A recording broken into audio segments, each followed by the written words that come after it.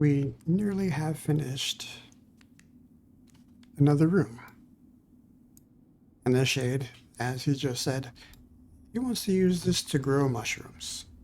And as you can see, we've uncovered our first little mushroom.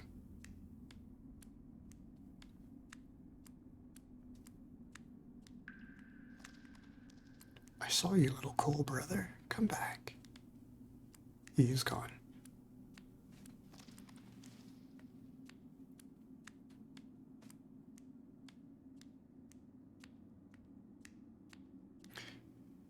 Let's double check if we don't have enough to build our bed. I thought so. We still need a couple more pieces of wood.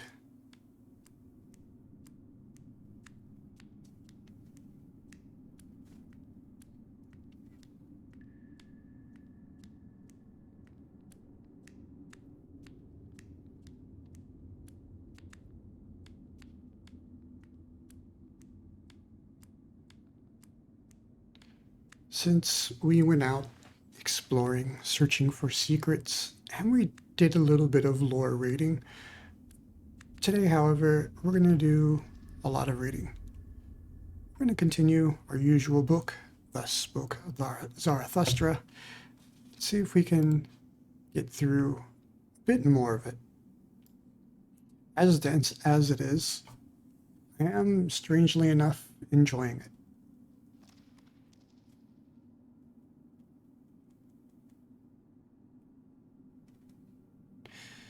But the Shade, he didn't have any books to read on his own yesterday, so I think soon we shall go out to see how the little droplet has done, and see if it's filled that pit there.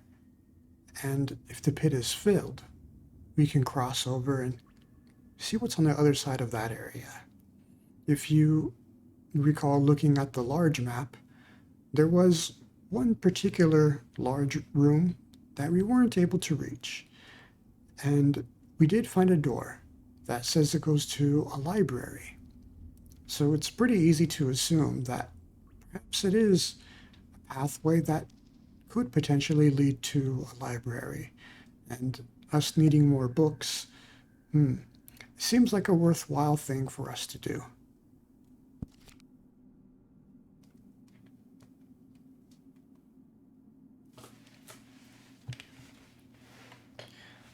This story, it started off one way, and it's taking a turn that I didn't expect. Zarathustra was sort of taking part in the story where he left his home, met another wise man, and they traded some words with each other in their wisdom. And they kind of prodded at each other, saying whatever it is they're up to and what they're doing, it's a waste.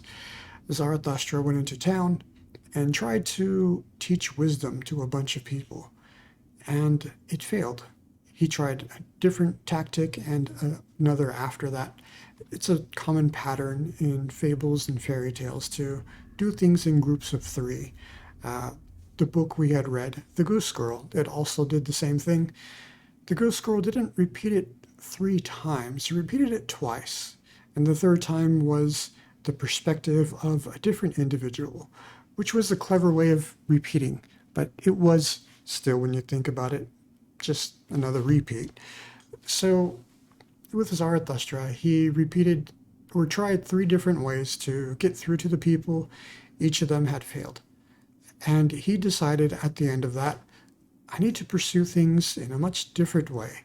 And he considered himself to be like that of a villain, and he would need companions. However, after that, we kind of lose that thread of story. Suddenly, he was in this very strange town, has a very strange name, and he's meeting these other people and children who are sitting before a wise man who's giving some speeches. And Zarathustra is considering those words, and one of the children said they looked up to Zarathustra and some of the things that he had said. And they gone on to say that this wisdom that they share, it's like climbing a mountain. And once you've reached a mountaintop, it's easy to travel to other mountains. It's the climbing up, that beginning process that's difficult. And if you feel lost along the way, if you feel like all the efforts that you had made were wasted, to not give up, to take heart, and to begin again. The alternative would be to become toxic in whatever community it is that you're trying to be a part of when you don't reach that mountaintop. Perhaps you can think of it as success, but it's in this story to represent wisdom and knowledge. And I think that's why a lot of writers of philosophy were purposefully dense in their writings because they wanted to make it difficult. They wanted to make it a mountaintop. Zarathustra had commented that if everyone had the ability to read and write, then it's going to make it difficult to learn because the common man probably doesn't have many great things to say, and therefore there's going to be tons of common readings. So he wants books to be an enlightening thing and to always be an enlightening thing. And I can somewhat understand where he's coming from. However, I do disagree that regardless, even if there are tons of common books around, that if you want books of heart, you'll have to dig for it. It's another mountain. It's not going to be easy to dig for it. So therefore, the writing of it shouldn't be dense. I think, purposefully making wisdom difficult to acquire, it's not the point. Somebody can be given the best book of wisdom there is, but if they don't read it for themselves and they don't take it to heart, then it doesn't matter how simple or complex it is for them to read. So, right, it's still a journey regardless to find those books, to learn of their existence. Just because there may be like 20 books on a shelf doesn't mean it makes it easy. Somebody might look at that and say, 20 whole books, I don't want to read that much. In any case, that's what we've read so far. And this is only volume 1. If you look here in the sidebar, there is a volume 2 and a volume 3. And I'm beginning to wonder how was there more? And we're a bit more than halfway through this one. If I were reading a normal book, 120 pages, we could smash that. But as dense as this book is, let's see what we can accomplish.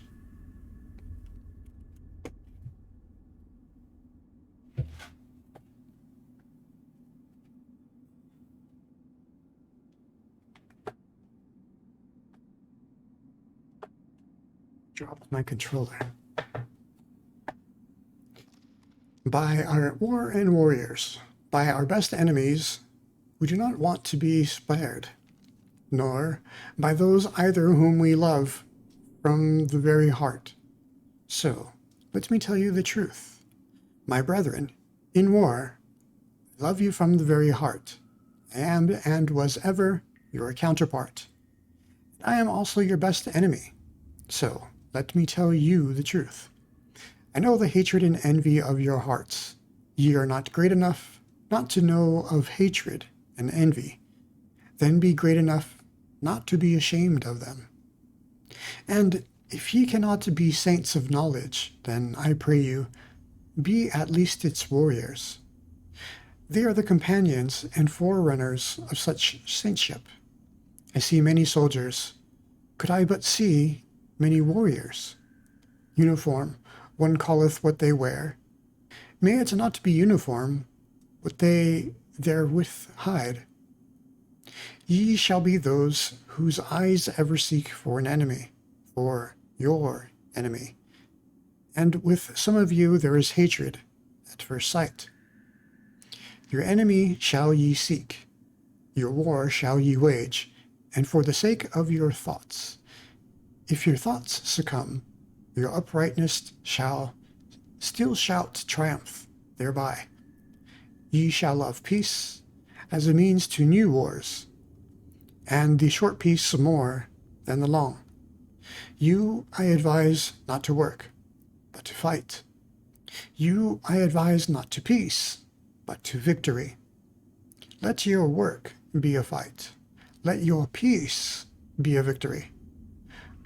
One can only be silent and sit peacefully when one hath arrow and bow. Otherwise, one prateth and quarreleth. Let your peace be a victory. Ye say, it is the good cause which you holloweth even war. I say unto you, it is the good war which holloweth every cause. War and courage have done more great things than charity. Not your sympathy, but your bravery hath hitherto saved the victims. What is good, ye ask? To be brave is good. Let the little girl say, to be good is what is pretty, and at the same time touching. They call you heartless, but your heart is true, and I love the bashfulness of your good will. Ye are ashamed of your flow, and others are ashamed of their ebb. Ye are ugly? Well then, my brethren, take the sublime about you, the mantle of the ugly, and when your soul becometh great, then doth it become haughty. And in your sublimity there is wickedness. I know you. In wickedness the haughty man and the weakly meet, but they misunderstand one another. I know you. Ye shall only have enemies to be hated, but not enemies to be despised. You must be proud of your enemies. Then the successes of your enemies are also your successes. Resistance. That is the distinction of the slave. Let your distinction be obedience. Let your commanding itself be obeying. To the good warrior soundeth, thou shalt, pleasanter than I will. And all that is dear to you, ye shall first have it commanded unto you. Let your love to life be love to your highest hope, and let your highest hope be the highest thought of life. Your highest thought, however, ye shall have it commanded unto you by me, and it is this: man is something that is to be surpassed. So, live your life of obedience and of war. What matter about long life? What warrior wisheth to be spared? I spare you not. I love you from my very heart, my brethren in war. Thus spake Zarathustra. In some way, he's kind of saying, just own whatever it is that you have. If you want to be a warrior, be a warrior. If you so happen to be stuck in a life of slavery, well, just be a slave. That's easy to say. What are you talking about, bro? Have you gone mad? He's speaking, I guess, from their own times. I think he's trying to make a bigger point than that. Let's not just look at the one piece of what he's talking about. Let your distinction be obedience. We're not going to just focus on that. Let's just try to understand what the heck he's saying, and then see if we can make sense of that.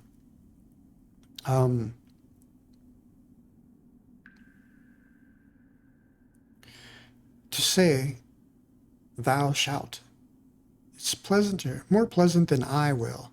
It's kind of picking up the others around you, rather than just self-glory, the glory of the people around you, the glory of your group. Okay, I can agree with that. I play games on my own time that are like war type of games and stuff. And if you're solely focused on just your score, your points, you might have a great battle, but you still lose the war.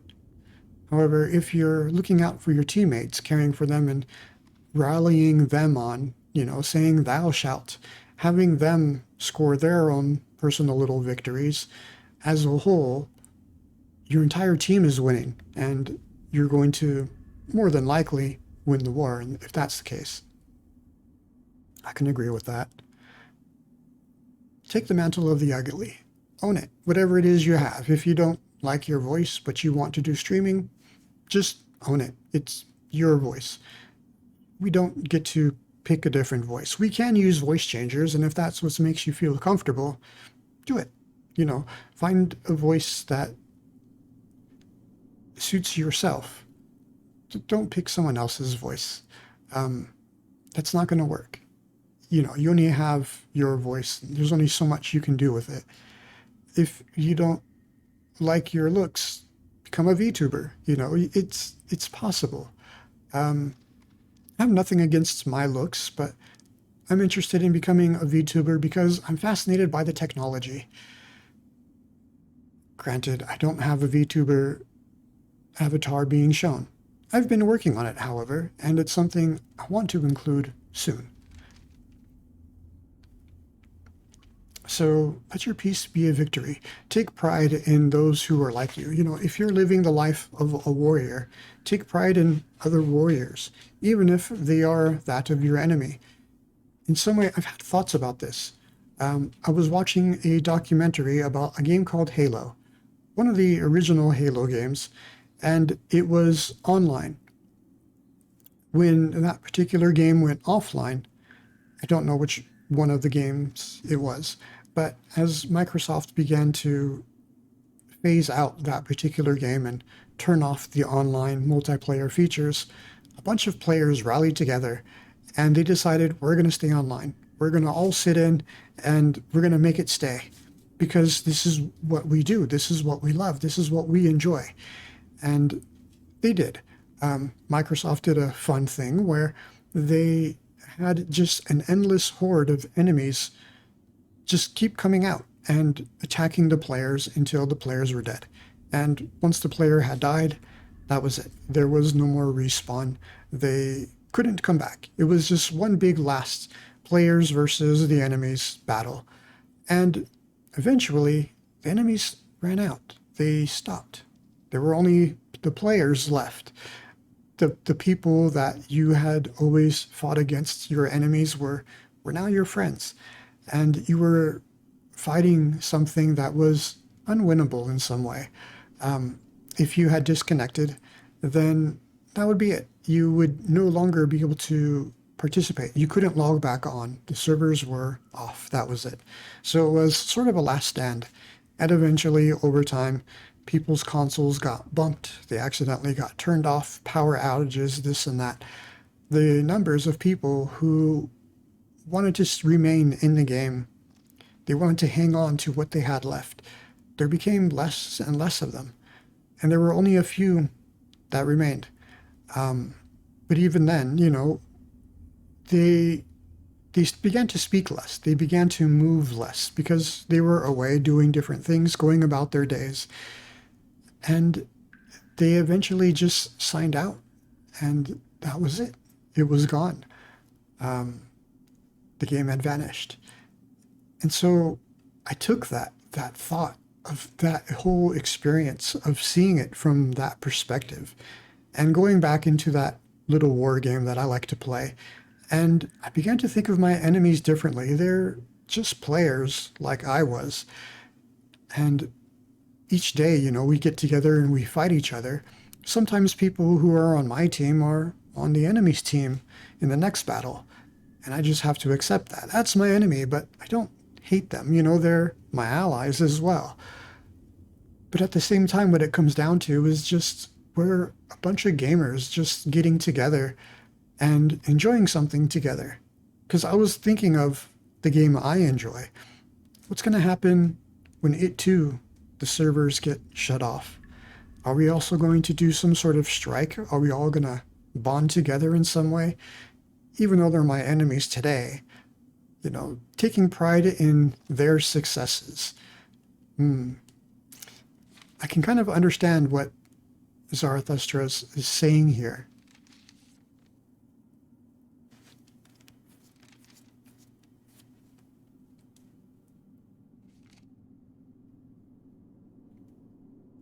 I go on tangents. That's just a normal thing that I do. I guess that's what makes reading take so long, is I don't just read the book. I stop, I analyze it, and I try to absorb what the heck it was I just read.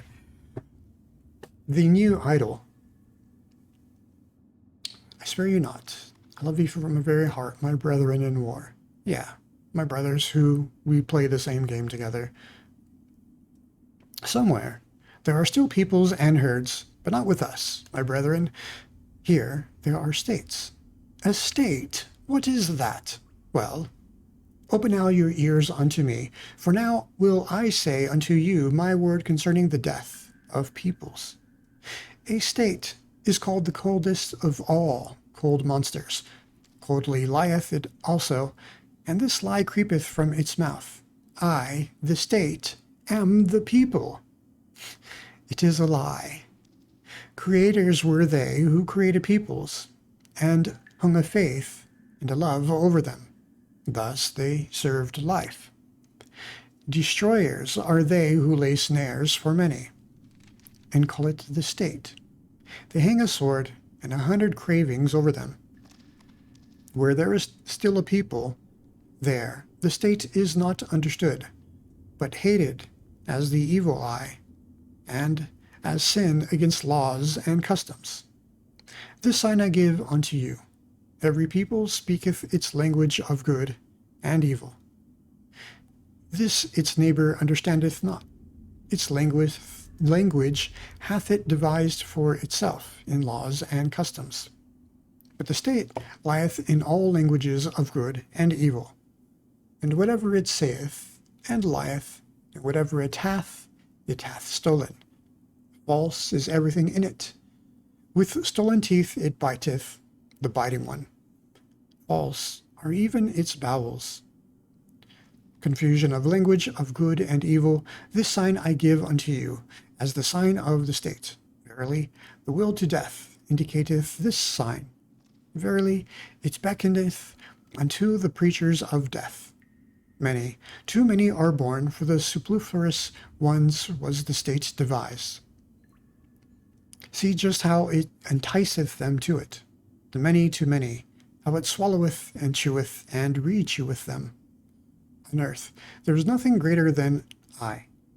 It is I who am the regulating finger of God. Thus roareth the monster, and not only the long-eared and short-sighted fall upon their knees. Ah, even in your ears, ye great souls, it whispereth its gloomy lies. Ah, it findeth out the rich hearts, which willingly lavish themselves. Yea, I findeth you out too, ye conquerors of the old God, weary ye became of the conflict. And now your weariness serveth the new idol. Heroes and honorable ones, it would fain set up around it the new idol. Gladly it basketh in the sunshine of the good consciences, the cold monster. Everything it will give you, if ye worship it, the new idol. Thus it purchaseth the lustre of your virtue, and the glance of your proud eyes. It seeketh to allure by means of you the many too many. Yea, a hellish artifice hath here been devised, a death horse, jingling with the trappings of divine honors. Yea, a dying for many hath here been devised, which glorifieth itself as life. Verily, a hearty service unto all preachers of death. The state, I call it, where all are poison drinkers, the good and the bad. The state where all lose themselves, the good and the bad. The state where the slow suicide of all is called life. Just see these superfluous ones. They steal the works of the inventors and the treasures of the wise. Culture, they call their theft, and everything becometh sickness and trouble unto them. Just see these superfluous ones. Sick are they always. They vomit their bile and call it a newspaper. They devour one another and cannot even digest themselves. Just see these superfluous ones. Wealth they acquire and become poorer thereby. Power they seek for, and above all, the lever of power. Much money, these impotent ones. See them clamor, these nimble apes. They clamor over one another, and thus scuffle into the mud and the abyss. towards the throne they all strive. It is their madness, as if happiness sat on the throne.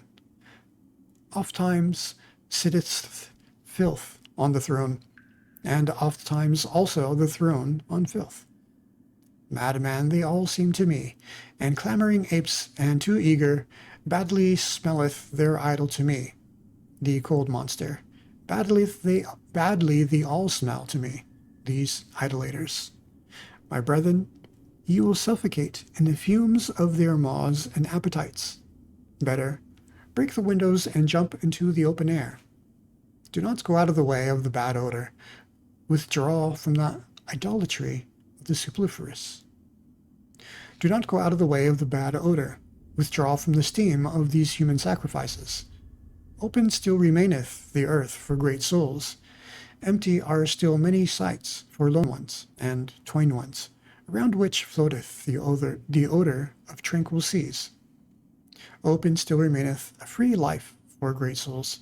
Verily, he who possesseth little is so much the less possessed. Blessed be moderate poverty. There, where the state ceaseth, there only commenceth the man who is not superfluous. There commenceth the song of the necessary ones, the single and irreplaceable melody. There, where the state ceaseth, pray, look thither, my brethren. Do ye not see it, the rainbow and the bridges of the Superman? Thus spake Zarathustra. Again, going with the Superman, Zarathustra believes that humanity needs to not necessarily lay down its life, but pave the way for the Superman to exist. But if all life is just focused on the state and whatever that nation may be, consider war. Both sides offer their soldiers honors, victories, medals, this and that. But both sides are doing the same thing. Which one can really be the right one when you look at it at that superficial level? That's kind of what he means they take from each other, because they're both using the same tactics. Now, when we consider, what one side was actually fighting for, maybe one side was right, maybe the other one wasn't. But they're just two opposing views. Whichever one was the victor, of course they're going to tell the stories how theirs was the right one, and everyone's going to be convinced that's so, even if they were the wrong one. This is normal in history. We know this, right? But he's saying for the Superman to exist, there needs to be these individuals who are willing to break free from,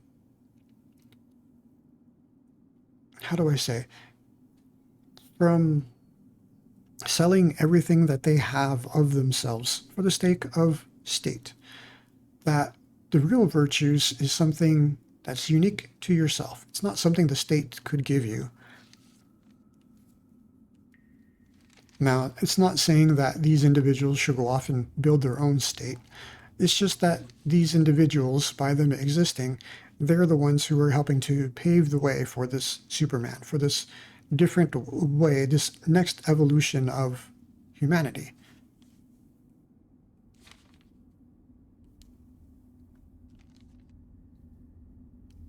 But he's also saying to remain open. Kind of when he was speaking of the poor, the people who like to daydream all day long and consider things that aren't real anymore. But he says not to think of yourselves above them, because sometimes there are certain people who can only live in that way. And there's value in those lives, that there's something there, but it's not the way of the Superman. In the same way, he's saying, there's still people who may not be on your side now, who may be like those who follow the state, but within them, there are still people who create great inventions, and there are lots of amazing people. Don't become like a lone soul, um, and just try to abandon the state. It's some ways worse off. What was that one line he said?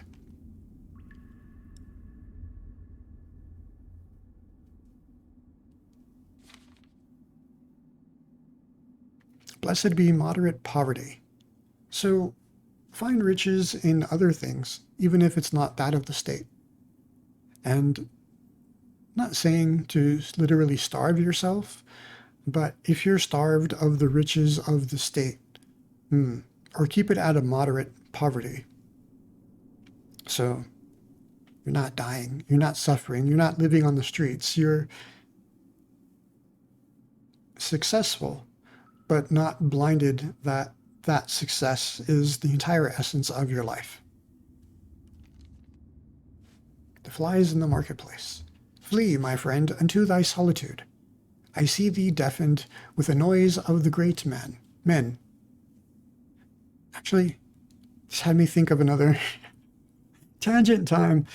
I just finished watching a documentary about the guy who invented jet engines. This guy had invented his jet engine before the big World War II. I used to think that World War II had its advantages because it caused so many revolutions in technology. Because there was a competition, you wanted to outdo the competition. And because of it, jet engines came into being. And look how those have changed the world. You know, we had gone from planes who were barely able to reach about 200 miles an hour to jets that can go maybe not 200 miles, but 200 kilometers per hour to 600 kilometers per hour, which after that war, we even surpassed that to being able to go to like the Concorde jet, which is considered the fastest jet of its kind. Anyway, the guy who invented the jet, he actually invented it outside of the war. He invented it before the war even happened. But when the war happened, he says, no, I must get my technology out there. I must help these people understand the advantage of this.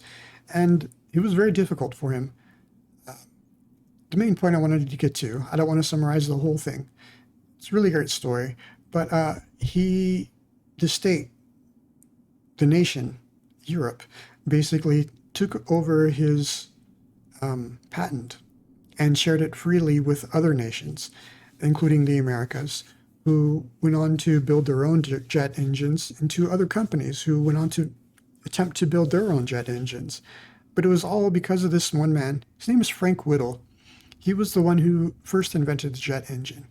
But his own company, at one point, the state or the nation shut down his company and said, what you are creating is only for military companies only. Your company is not an authorized military company, therefore it's top secret, and you cannot produce this.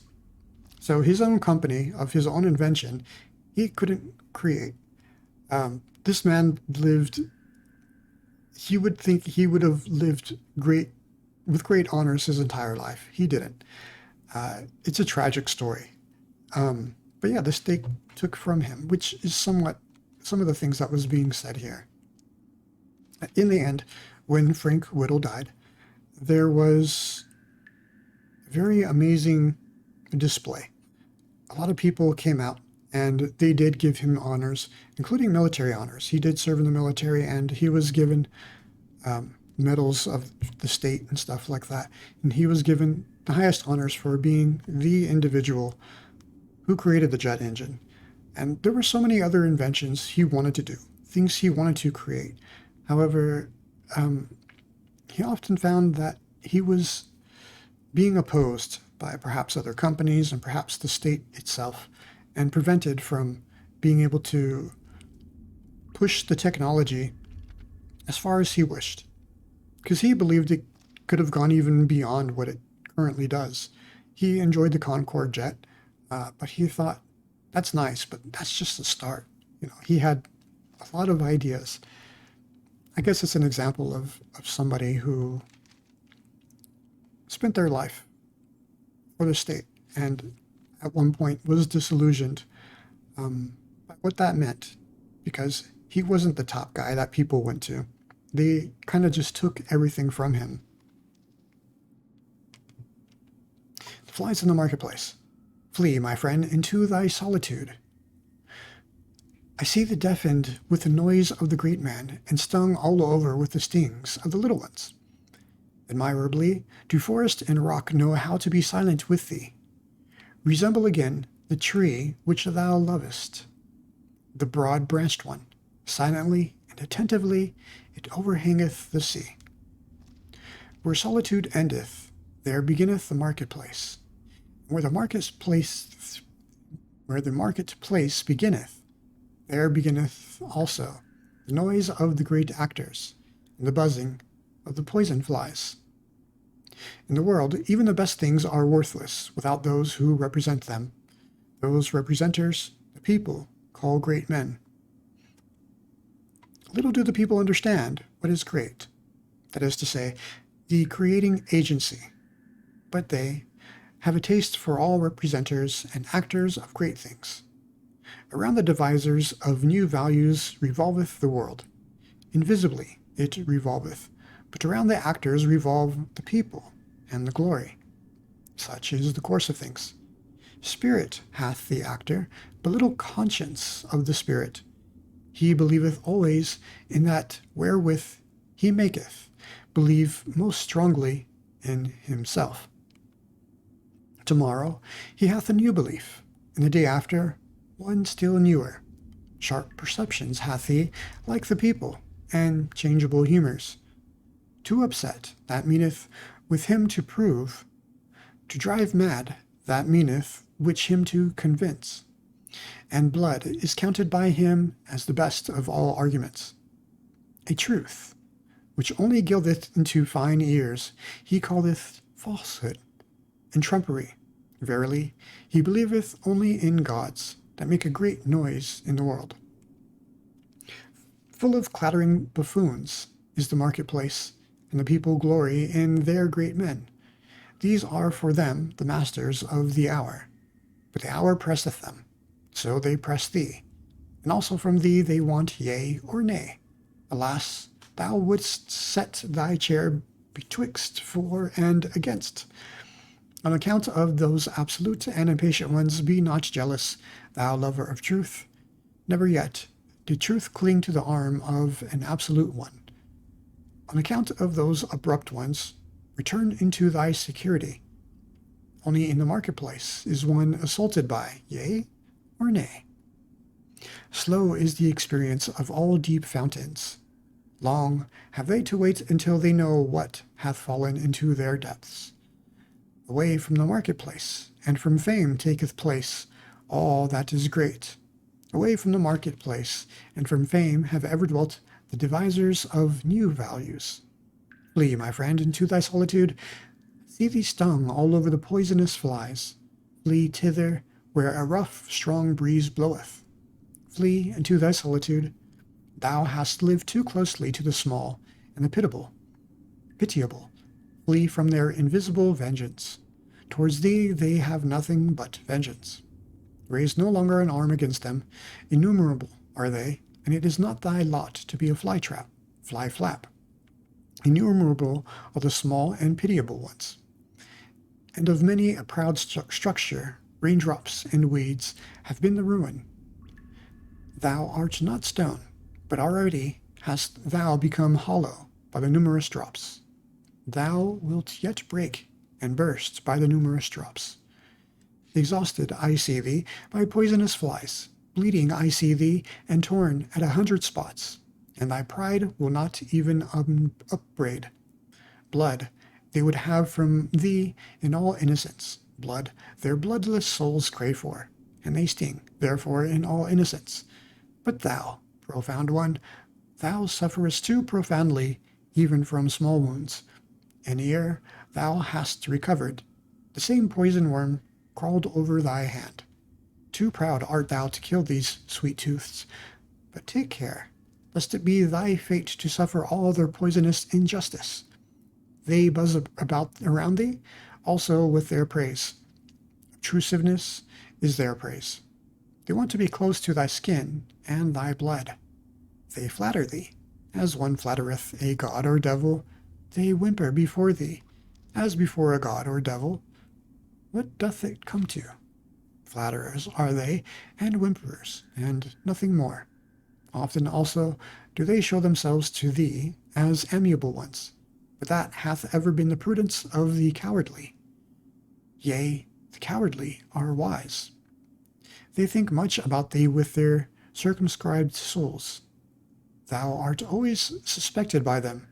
Whatever is much thought about is at last thought suspicious. They punish thee for all thy virtues. They pardon thee in their inmost hearts, only for thine errors. Because thou art gentle and of upright character, thou sayest, blameless are they for their small existence. But their circumscribed souls think, blamable is all great existence. Even when thou art gentle towards them, they still feel themselves despised by thee, and they repay thee beneficence with secret maleficence. Thy silent pride is always counter to their taste. They rejoice if once thou be humble enough to be frivolous. What we recognize in a man, we also irritate in him. Therefore, be on your guard against the small ones. In thy presence, they feel themselves small, and their baseness gleameth and gloweth against thee in invisible vengeance. Sawest thou not how often they became dumb when thou approachest them, and how their energy left them like the smoke of an extinguishing fire? Yea, my friend, the bad conscience art thou of thy neighbors, for they are unworthy of thee. Therefore they hate thee and would fain suck thy blood. Thy neighbors will always be poisonous flies. What is great in thee that itself must make them more poisonous, and always more fly-like? Flee, my friend, into thy solitude, and thither where a rough, strong breeze bloweth. It is not thy lot to be a fly-flap. Thus spake Zarathustra.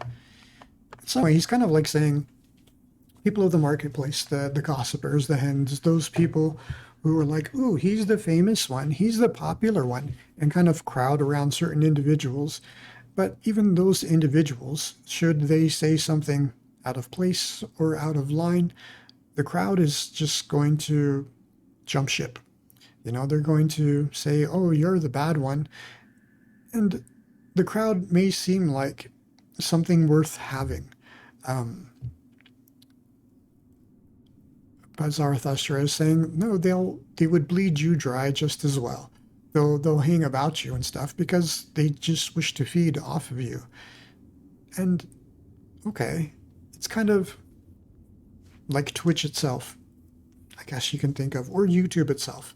Those people who become influencers, who have their crowds about them, and then they do just one thing, and then there goes the crowd. They all just leave.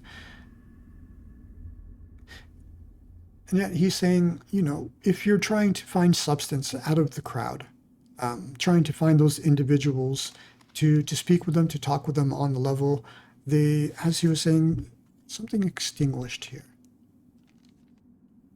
How their energy left them, like the smoke of an extinguishing fire. It's when they're in a group that they're acting and behaving in that way. But when you single them out as like an individual, it's just like poof, it's gone.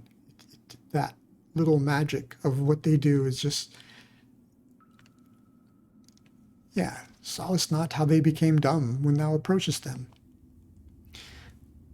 He's just saying the marketplace, it attracts these people who do this kind of thing.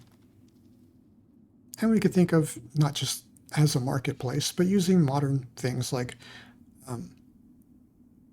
social media and stuff. And people will become famous with them. Are they famous?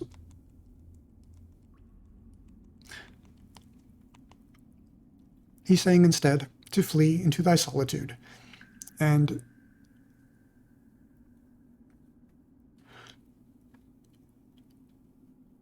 find something of substance that's not that.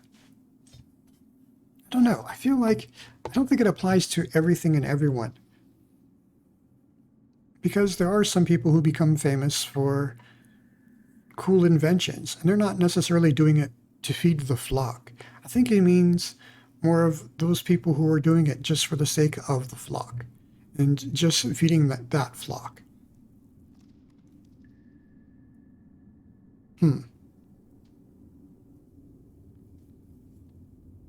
I guess that makes sense.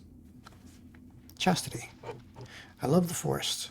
It is bad to live in cities. There are too many of the lustful. Is it not better to fall into the hands of a murderer than into the dreams of a lustful woman? And just look at these men. Their eye saith it. They know nothing better on earth than to lie with a woman. Filth is at the bottom of their souls. And alas, if their filth hath still spirit in it. Would that ye were perfect, at least as animals, but to animals belongeth innocence. Do I counsel you to slay your instincts? I counsel you to innocence in your instincts. Do I counsel you to chastity? Chastity is a virtue with some, but with many almost a vice. These are continent, to be sure. But doggish lust looketh enviously out of all that they do, even into the heights of their virtue, and into their cold spirit doth this creature follow them with its discord. And how nicely can doggish lust beg for a piece of spirit, when a piece of flesh is denied it? Ye love tragedies, but all that breaketh it the heart. But I am distrustful of your doggish lust. Ye have two cruel eyes, and ye look wantonly towards the sufferers. Hath not your lust just disguised itself, and taken the name of fellow suffering? And also, this parable give I unto you. Not a few who meant to cast out their devil went thereby into the swine themselves. To whom chastity is difficult, it is to be dissuaded, lest it become the road to hell, to filth and lust of the soul. Do I speak of filthy things? That is not the worst thing for me to do. Not when the truth is filthy, but when it is shallow. Doth the discerning one go unwillingly into its waters? Verily, there are chaste ones from their very nature. They are gentler of heart, and laughed better and oftener than you. They laughed also at chastity, and ask, what is chastity? Is chastity not folly? But the folly came unto us, and not we unto it. We offered that guest harbor and heart. Now it dwelleth with us. Let it stay as long as it will. Thus spake Zarathustra.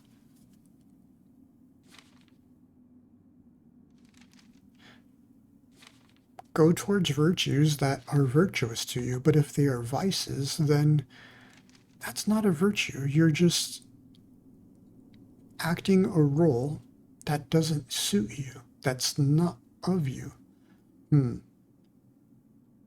But be careful, I guess he's saying, is that if it's not that vice to you, be careful then that you don't just chase after it as filth.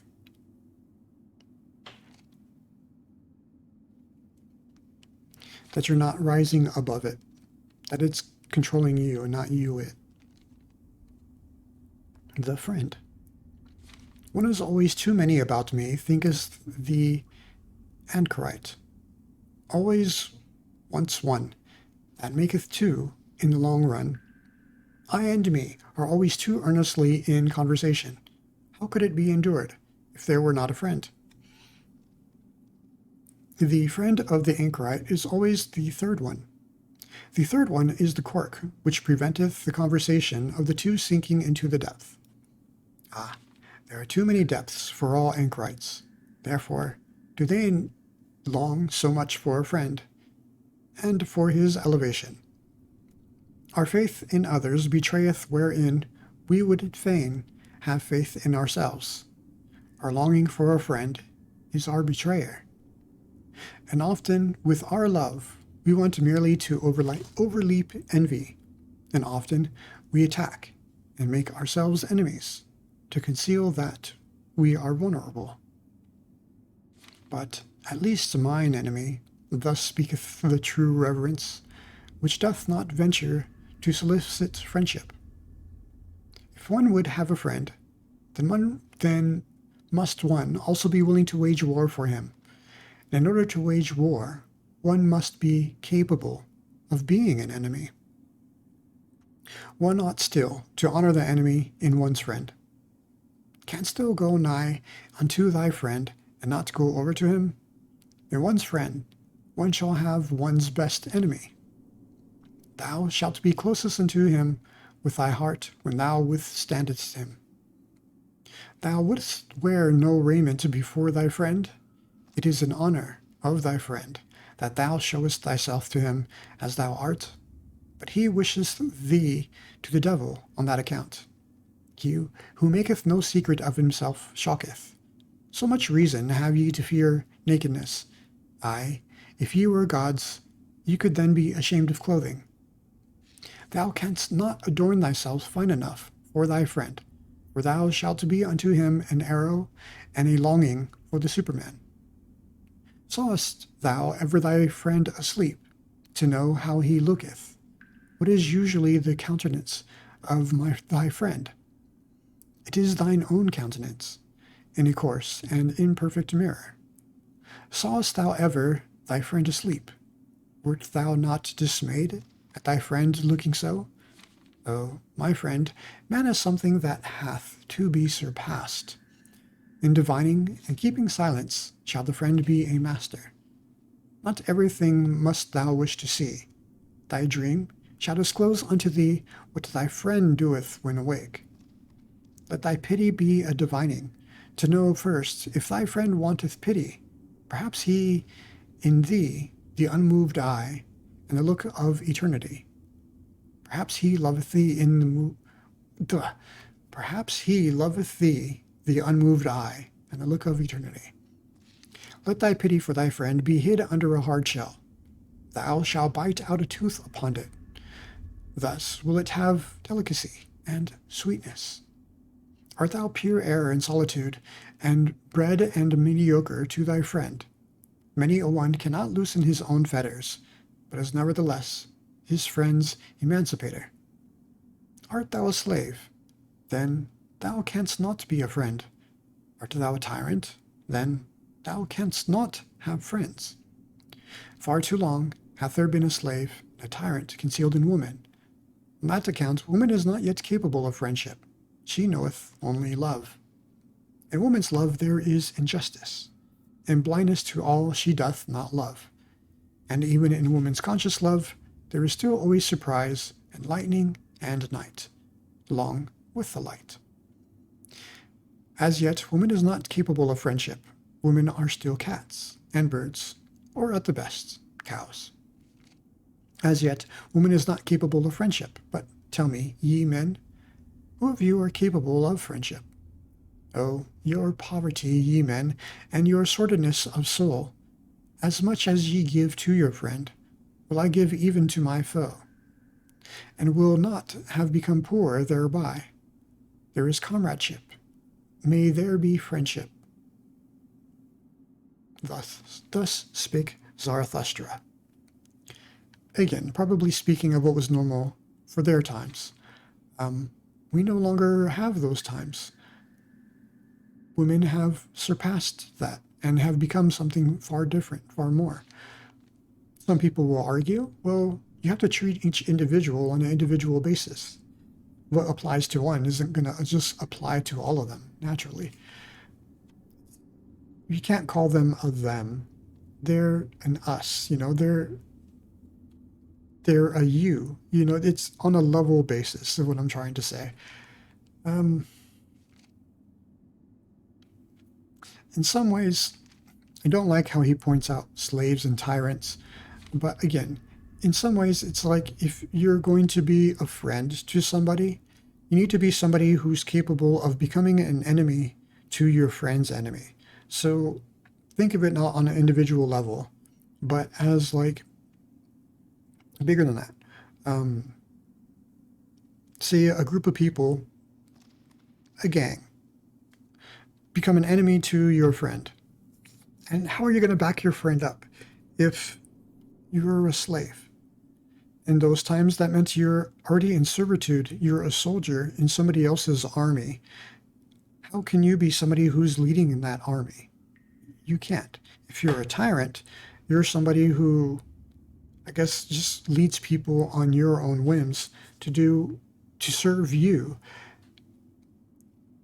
But how is that going to be a friend? Are those people willing to fight your battles?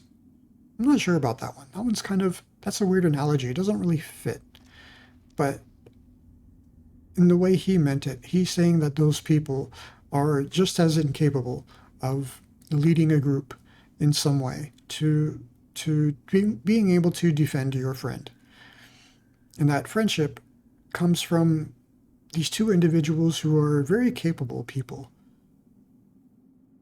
And that's where he calls friendship. Not at the common level, but something from two people who are greater than that. And for speaking of himself, seeking solitude and such. But then he's also saying, what is that friend, that friendship? And if you're lonely, of course, being this wise person, to be careful in who those people are that you're calling friends. And he's giving various examples of those who would not be friends.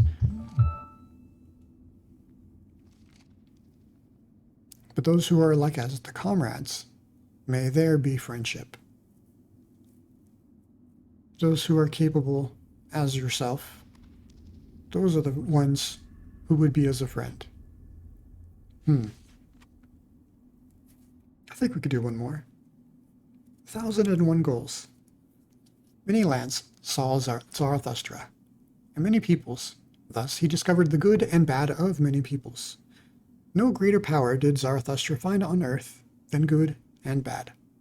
No people could live without first valuing, if a people will maintain itself. However, it must not value as its neighbor valueth. Much that passed for good with one people was regarded with scorn and contempt by another. Thus I found it. Much found I here called bad, which was there decked with purple honors.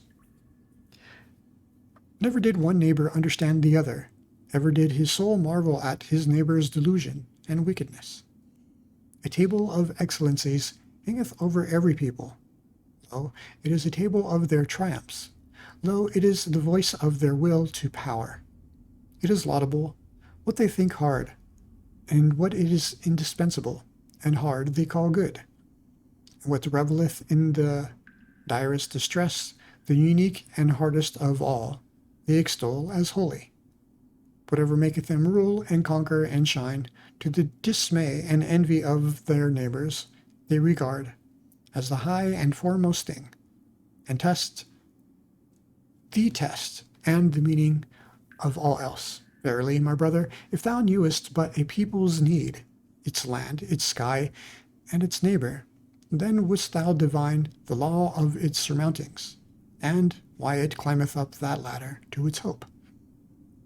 Always shalt thou be the foremost and prominent above others.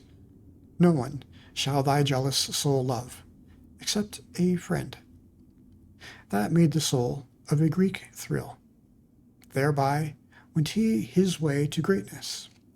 To speak truth, and be skilful with bow and arrow, so seemed it alike pleasing and hard to the people from whom cometh my name, the name which is alike pleasing and hard to me, to honor father and mother, and from the root of the soul, to do their will.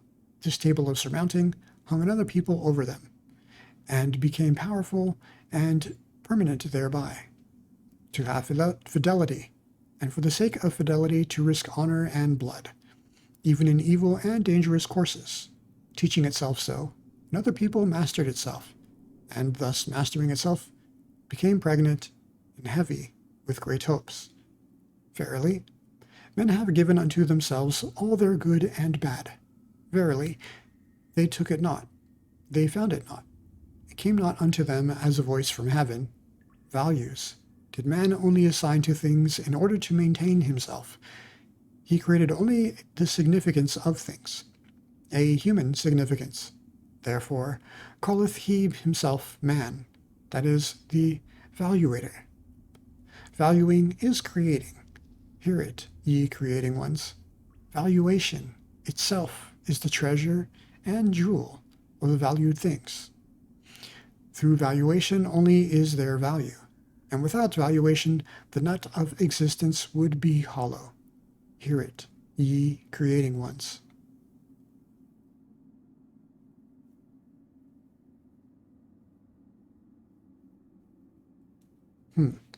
Change of values, that is, change of the creating ones, always doth he destroy, who hath to be a creator. Creating ones were first of all peoples, and only in late times individuals. Verily, the individual himself is still the latest creation. Peoples once hung over them tables of the good, love, which would rule, and love, which would obey, created for themselves such tables. Older is the pleasure in the herd than the pleasure in the ego. And as long as the good conscience is for the herd, the bad conscience only saith ego. Verily, the crafty ego, the loveless one, that seeketh its advantage in the advantage of many, is not the origin of the herd, but its ruin. Loving ones, was it always, and creating ones, that created good and bad. Fire of love gloweth in the names of all the virtues, and fire of wrath. Many lands saw Zarathustra, and many peoples. No greater power did Zarathustra find on earth than the creations of the loving ones. Good and bad are they called.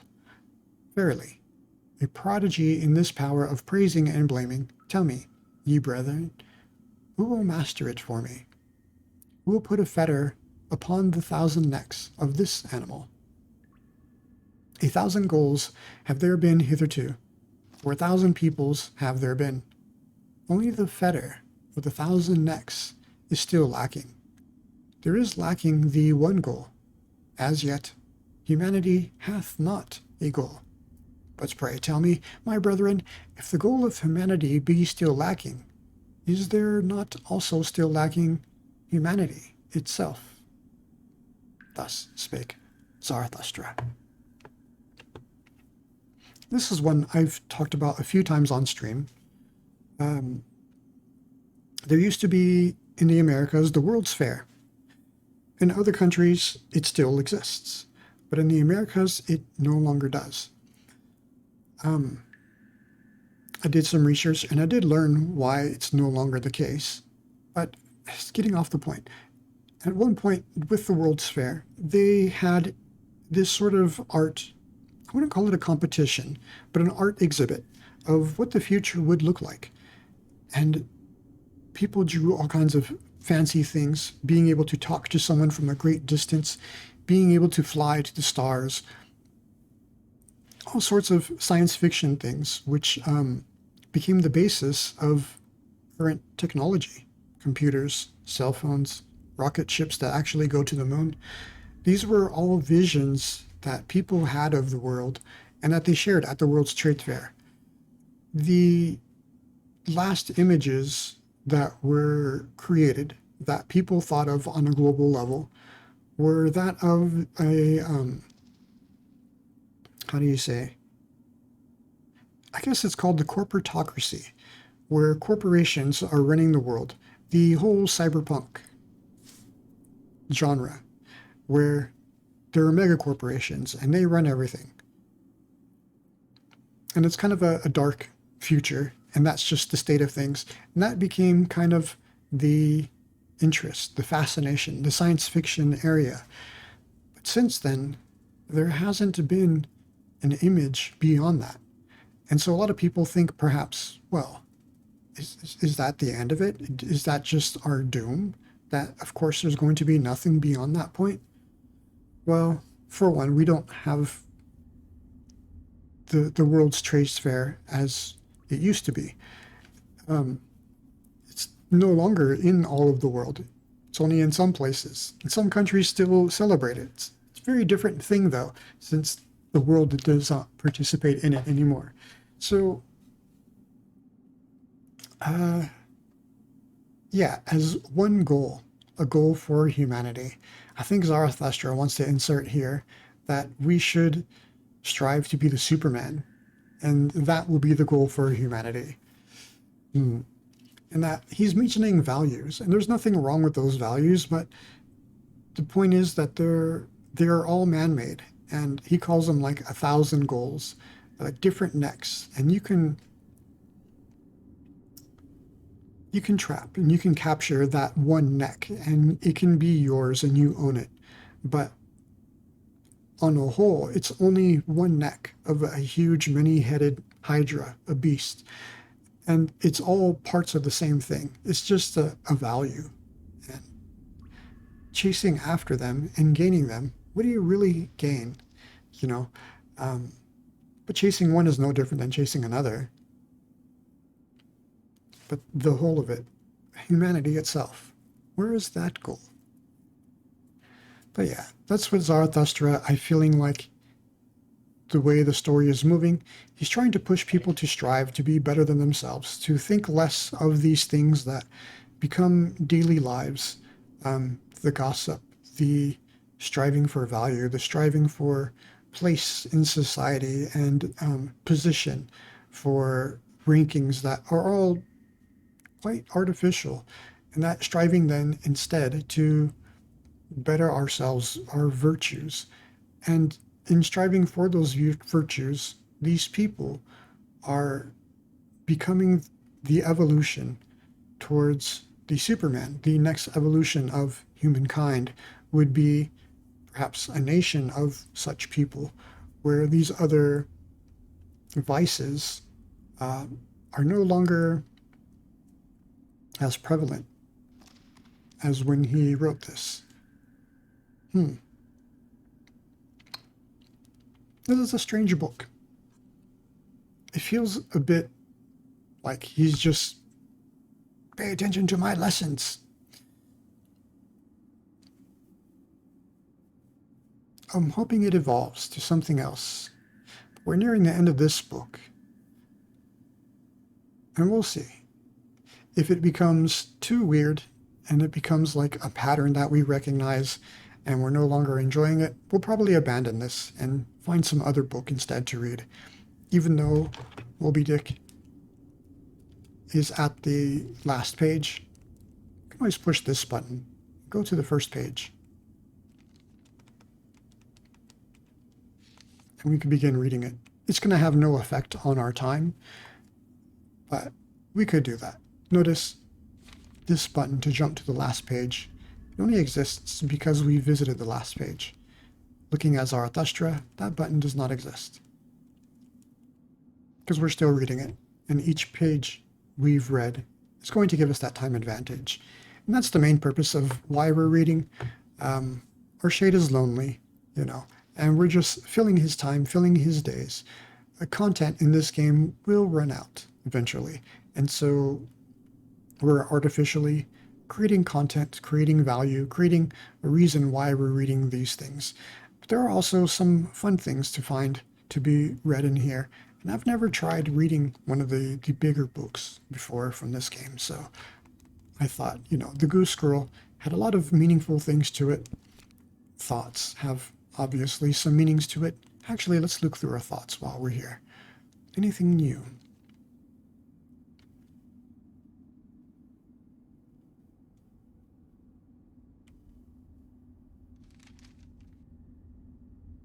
I really need to read more. Is crossed out. My dream would be to find a book that never ends.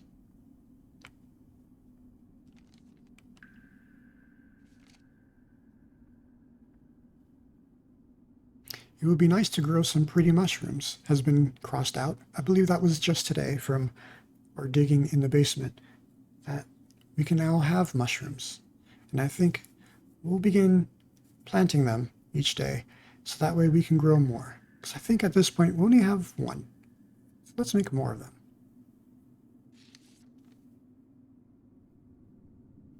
The 7th page is complete. Can't think of anything else right now. Lots of flint, coal, sulfur. Not suffer, but we do suffer. We have disappointments. Right, so we have these first 5 books. I think we had Metamorphosis. Actually, I don't think we did.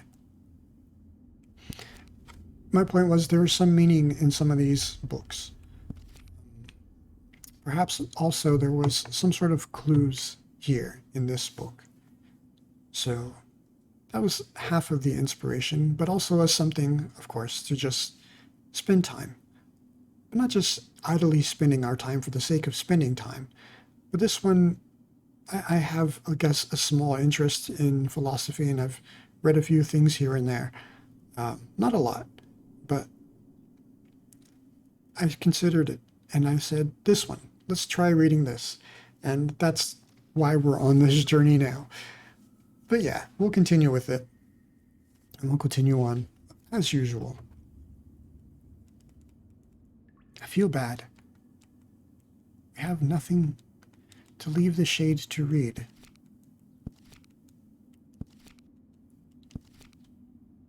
You could read this. This is a short one. I've read this one before. It's a fun story by Edgar Allan Poe. It's a bit of a horror story, and if you've never read it, The Cask of Amontillado, find it.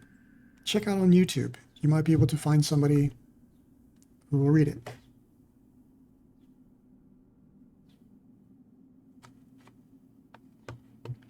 Enjoy the story, Little Shade.